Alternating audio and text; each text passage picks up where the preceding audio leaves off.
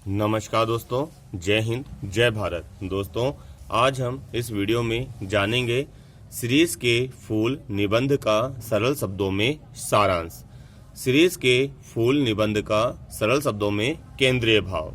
तो हम देखते हैं दोस्तों, सीरीज के फूल निबंध के रचयिता हैं आचार्य हजारी प्रसाद द्विवेदी। तो इसका सारांश देखते हैं हम। सीरीज के फूल एक उत्कृष्ट कोटि का ललित निबंध है। दोस्तों, जो सीरीज के फूल निबंध है ये उच्च कोटि का निबंध है तथा निबंध का प्रकार है ललित।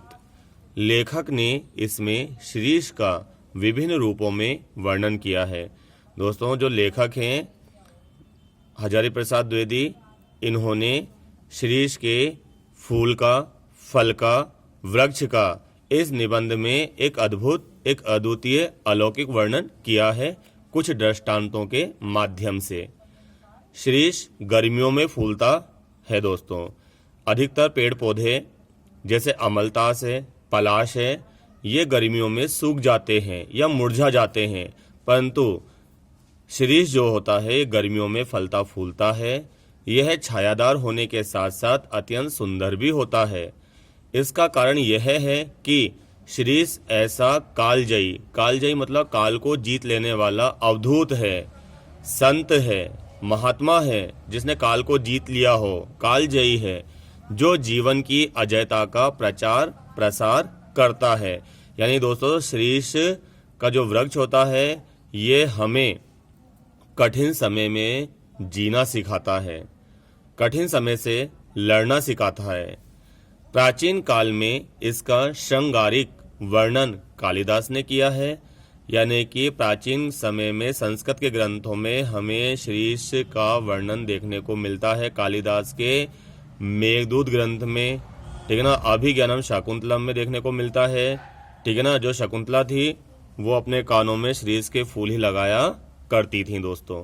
ठीक है ना, कहीं कहीं पर उन व्यक्तियों पर तीखा व्यंग किया है जो सत्ता की अधिकार लिप्सा के कारण आने वाली पीढ़ी की उपेक्षा भी सहन कर लेते हैं। दोस्तों, कहने का तात्पर्य यह है, जो शीरीष का फूल होता है बहुत नाजुक होता है। इसके विपरीत जो इसके फल होते हैं ना दोस्तों, वो बारिश होने के बाद भी उसी पेड़ में लगे होते हैं, स्थान भी नहीं छोड़ते हैं और आपस में टकरा का खड़खड़ खड़खड़ खड़खड़ आवाज करते रहते हैं। तो इसी प्रकार तो हमारे यहाँ के नेता हैं, इस देश के नेता हैं, ठीक है ना, जो बुजुर्ग होने के बाद भी उनके सिर से सत्ता का भूत, सत्ता की लिप्सा नहीं छूटती है।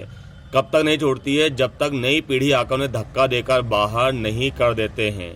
ठीक है ना, तो यानी कि लेखक यहाँ पर कहना चाहता है कि भैया, अगर आपको हमेशा के लिए अपनी इज्जत बनानी है तो समय से अपना स्थान छोड़ देना चाहिए और भावी पीढ़ी को सत्ता में स्थान देना चाहिए, नहीं तो पेड़ पे लगे सड़ जाओगे।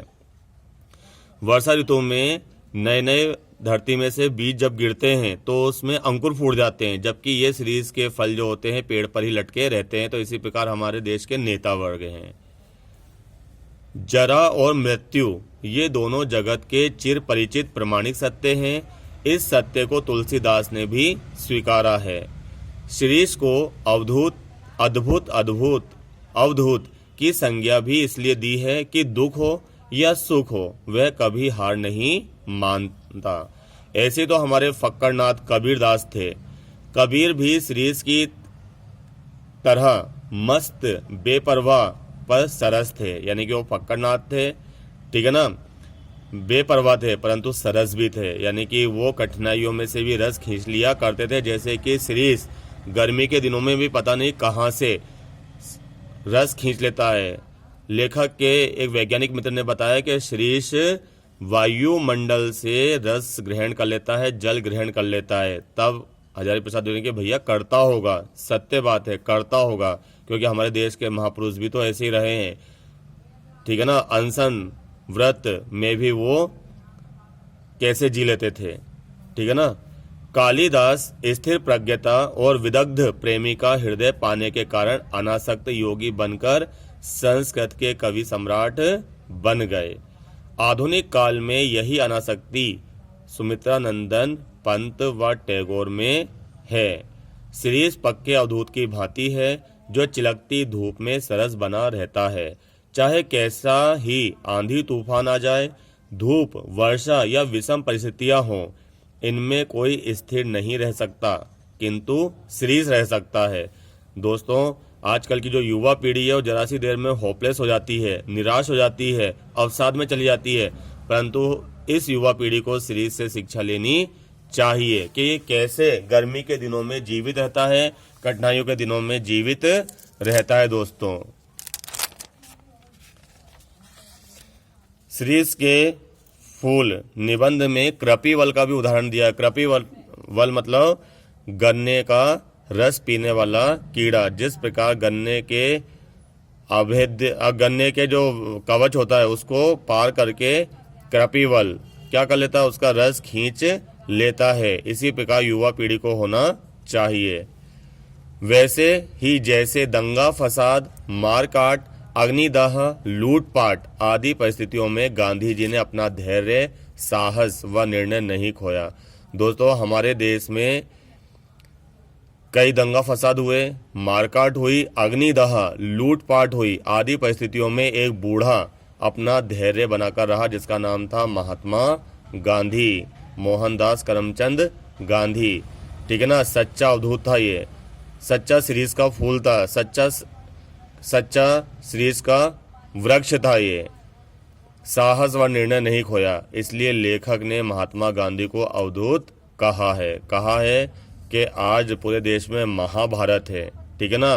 भाई भाई को मार रहा है, काट रहा है, तो हम किससे सीख सकते हैं? अगर हमें सीखना है तो शिरीष के फूल से सीख सकते हैं, शिरीष के वृक्ष से सीख सकते हैं, तथा हमारे बूढ़े महात्मा गांधी से सीख सकते हैं। दोस्तों, उम्मीद है आज का वीडियो को पसंद आया होगा, समझ आया होगा। धन्यवाद।